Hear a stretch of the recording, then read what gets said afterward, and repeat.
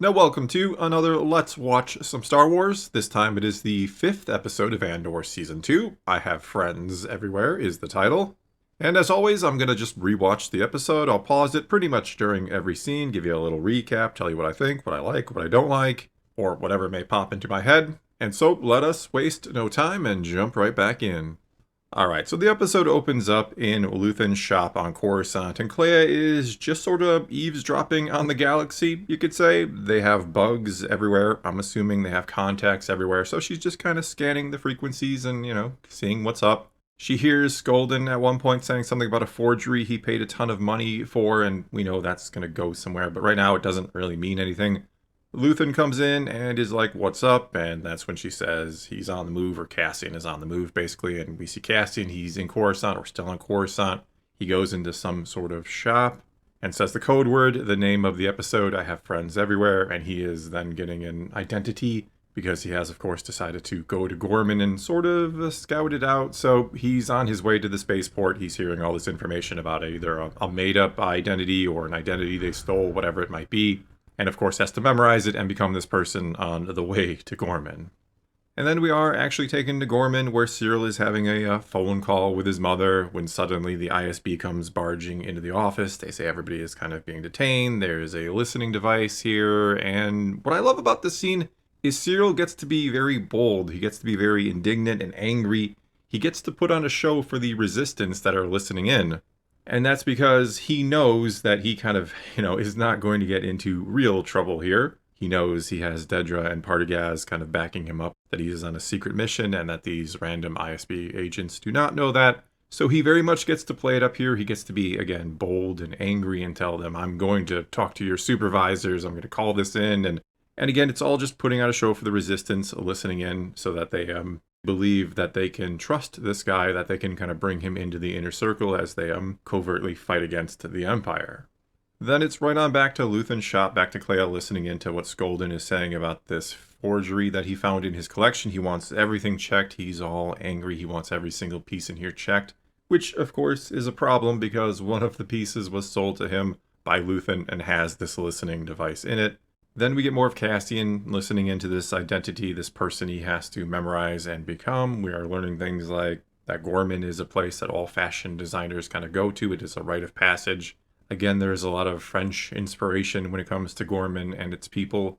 The bouncing back and forth continues. It's back to Gorman. It's back to the office where Cyril has returned. He gets to tell them they, like him, now get the pleasure of being interrogated by the ISB and security measures are changing. He's mad that we're spying on our own. Again, he's all playing it up here. He's doing his job. He's doing what he has to do to work his way into the resistance. And speaking of the resistance, they have dug into his background. They found out about Morlana, that he used to be a corporal cop, essentially, and that he was dishonorably discharged by them, by the ISB, and that explains everything with him. They now have put all the pieces together, why he's so, quote-unquote, angry at the Empire, even though, yes, we know he's working with the ISB right now. But they're very proud of themselves. They're very proud that they have discovered this guy on the inside that maybe they can turn and get some information from, and he checks out. They're playing spy, right? They're just beginning this resistance. They're finally getting some results, it feels like. So they're very proud of themselves, and they're not thinking about the fact that maybe this could be a trap.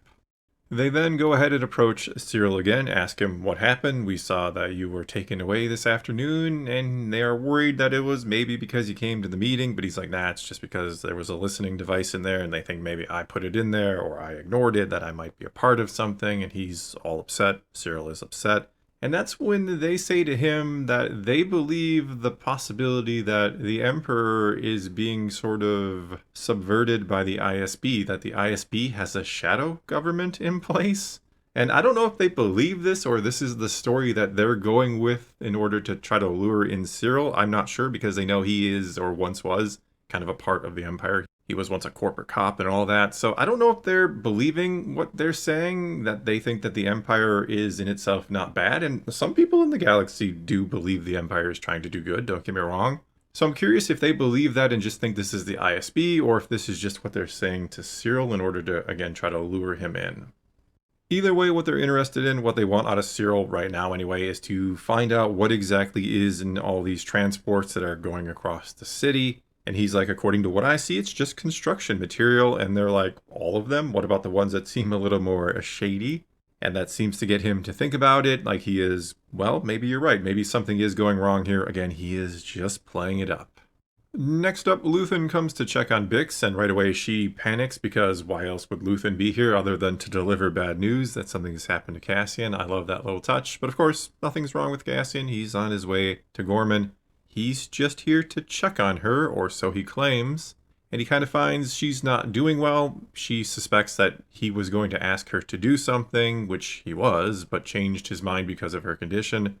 He sees that she's been doing drugs, and I like the fact that he tells her, you know, it helps for a little while, but when you stop eventually, the dreams come back worse, implying he's had his fair share of problems too, that he has looked for all sorts of ways to cope with what he does until, well, maybe he's gotten to this point where he just doesn't care about anything or anyone anymore except for the cause. Either way, interesting little scene that just kind of reiterates how Bix is doing, that she doesn't like it here on Coruscant. This isn't befitting her. I mean, she grew up on Ferrix. She lived on the farm planet on Mineral, which seemed to be more fitting for her, I think. There's then a brief little scene of Wilmon trying to teach his new apprentice how to operate or do the variations on the extracting machine, the siphoning machine, the I'm going to suck Redonium away from the Empire machine.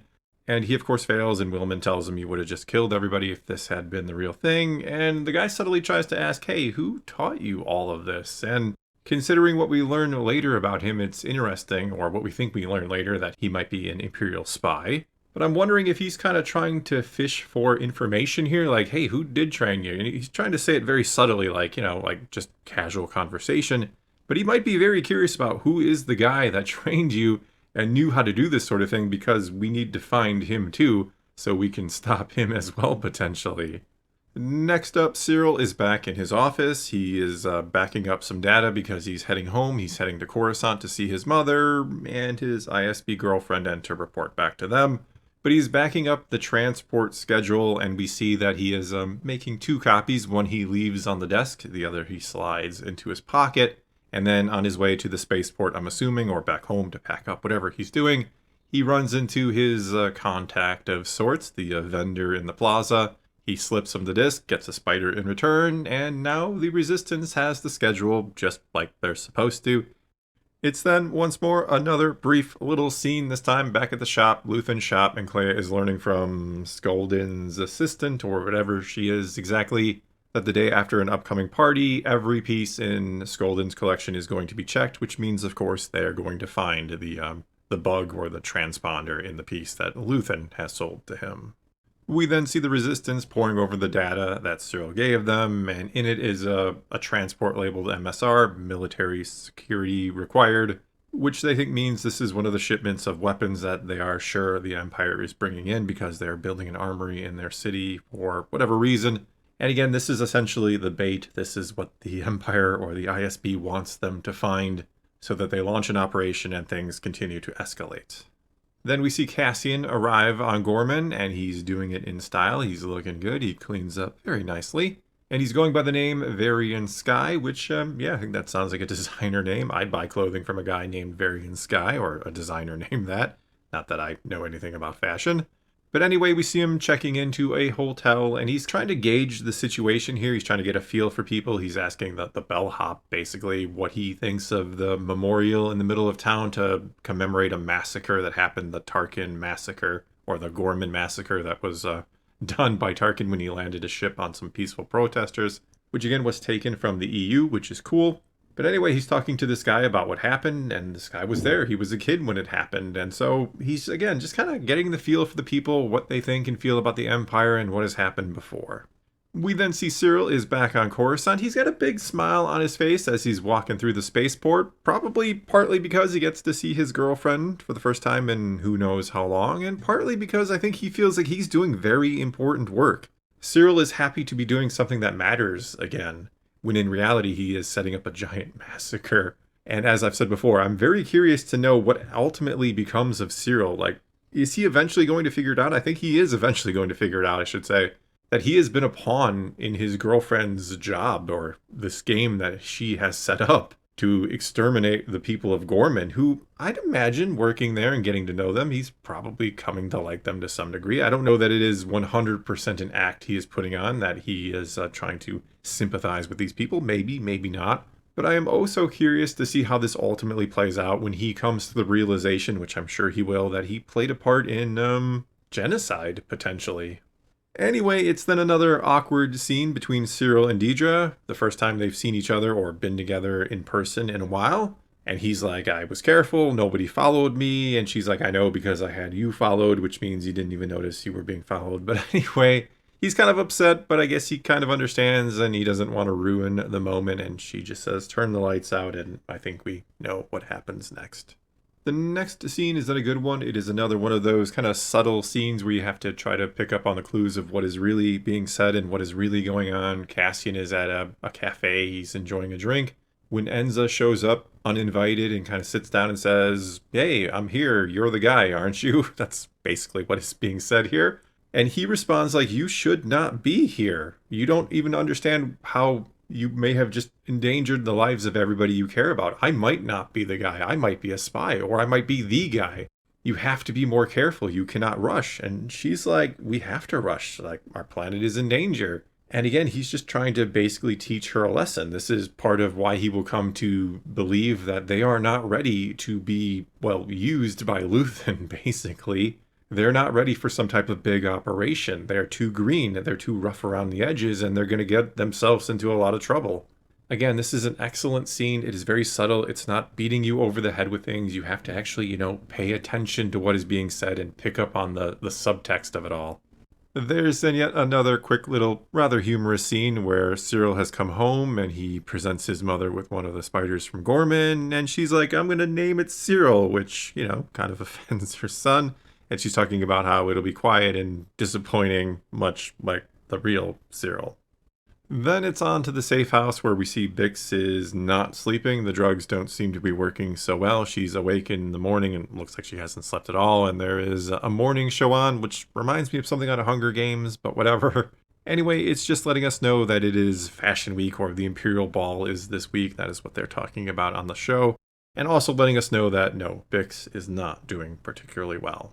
Then we see Cassian meet with Caro Rylance, the sort of de facto leader of the Gorman resistance. And I like the little subtle world building at the start of their conversation when he says to Cassian that this Twillery has been in his family for 19 generations and that it is one of the younger Twilleries on the planet, or in Palmo.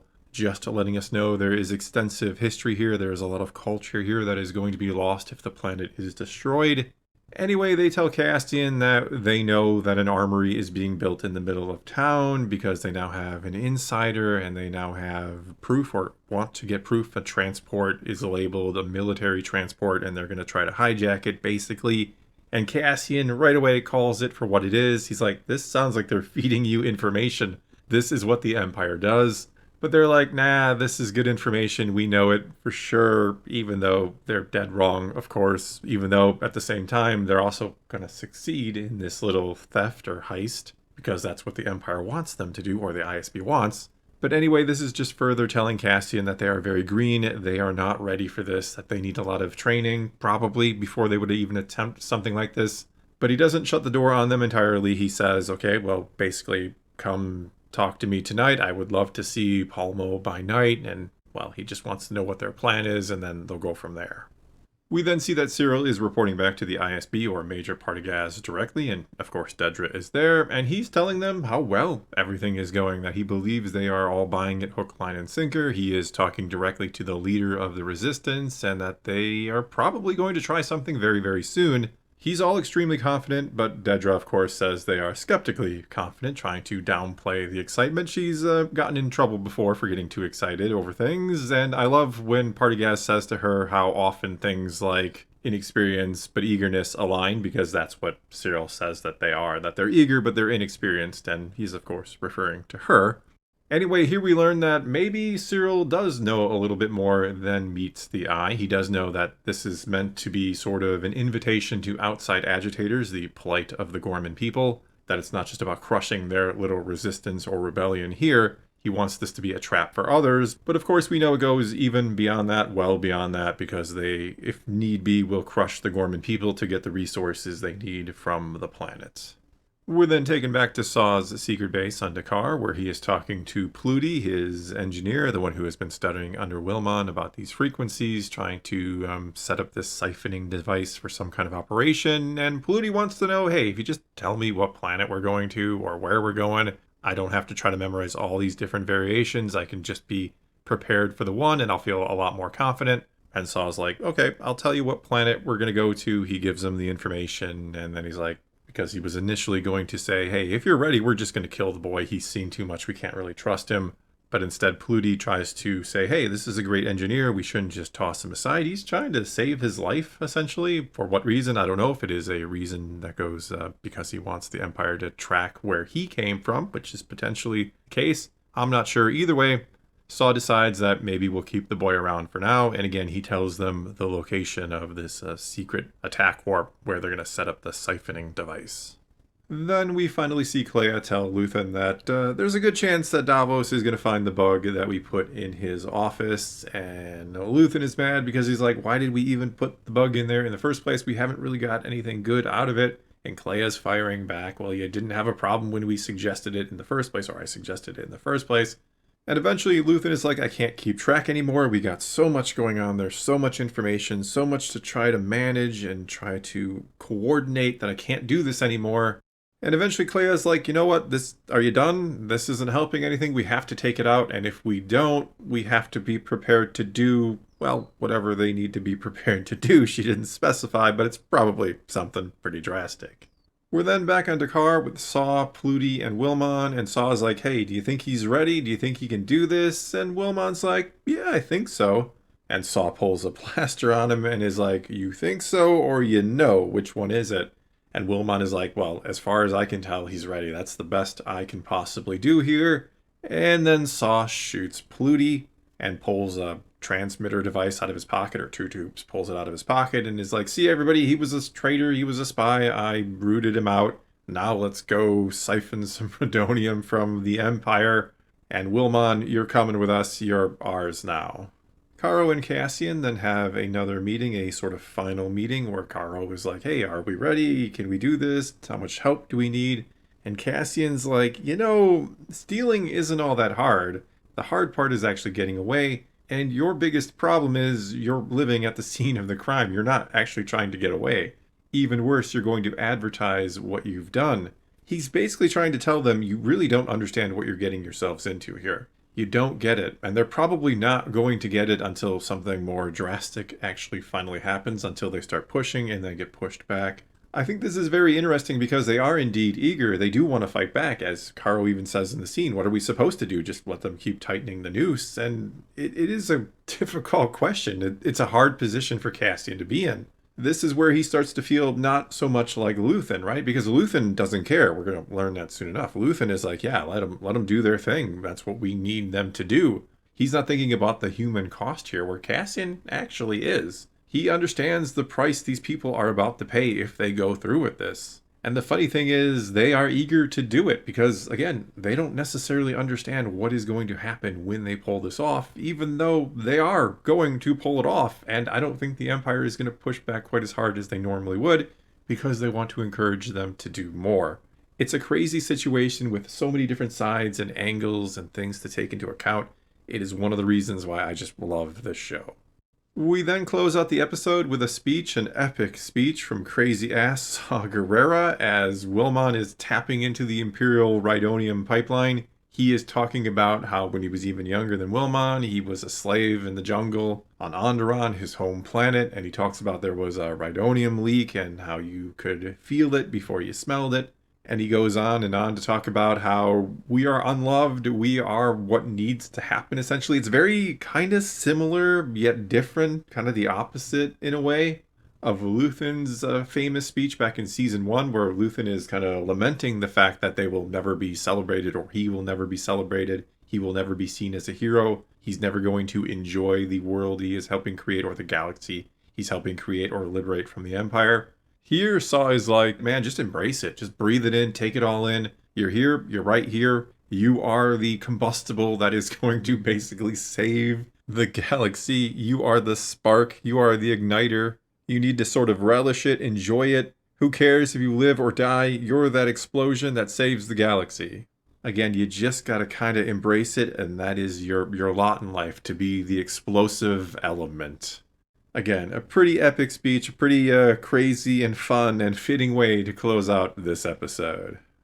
Alright, so all around, another fantastic episode. Maybe if this is dropped on its own, if the episodes were coming out week to week, it wouldn't have been the greatest episode. It works very, very well sandwiched between the other two episodes as being a part of this arc. Again, maybe in isolation, not the greatest, but the whole arc is fantastic. There is a lot here to like. It is the middle act of a bigger story, and it works extremely well for that, if again, maybe not so much in and of itself. Alright, and that is all I got for you this time. Now it is your turn. Take to the comments below. Tell me what you thought of this 5th episode of Season 2 of Andor, this middle portion of this second arc. Tell me what you liked, or maybe what you didn't like. But either way, take to those comments below. Let's talk some Star Wars, and until next time, thanks for watching.